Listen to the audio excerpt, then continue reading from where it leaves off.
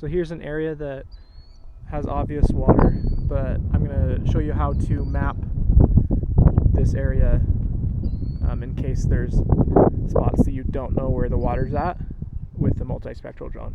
And I'll go through that process right now. When you power it up and find the controller with the drone, this is what it's going to look like. You're going to go to flight route right here, and then this gives you all the previous flight maps that you've created. But you can go to the little plus in the top right and create route. And then it gives you different types of routes that we want to do. Really the only one that you're going to use is area route. Go ahead and select that. Okay, so there is an area that I want to scan right next to the mosquito abatement office. It's this little ditch right here. So what you got to do to start a map, you just start tapping the boundaries.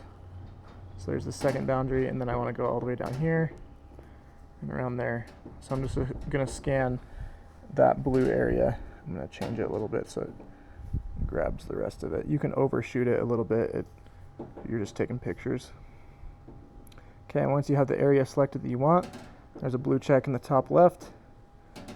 And this part's important. So we have the multispectral drone. Right now, we only have the RGB, which is just normal, what we see with our eyes. We also want to select the multispectral. So right here is the MS. That's RGB and MS. And we're going to select the M3E series, which is what we have. Okay, and then the M3M. And then press OK.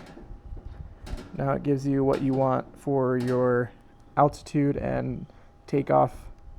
I usually have it as high as it can, which is technically 400, but I like 355 just so that I have some kind of buffer, and the speed that you want it.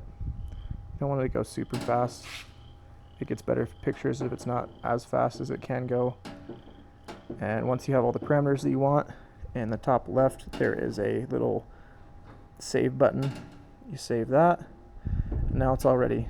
So we'll go ahead, and to start it, you'll press this little play button right here, and it'll just take off and go scan and then land by itself right where it took off from, and we'll go do that right now. Alright, so how you start it, press that play button in the top left.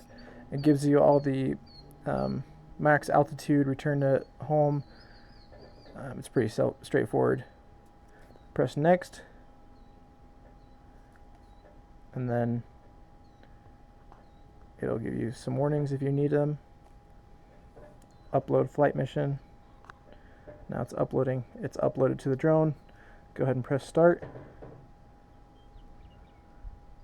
Moving to start point. And once you press start, it'll just take off and do its thing.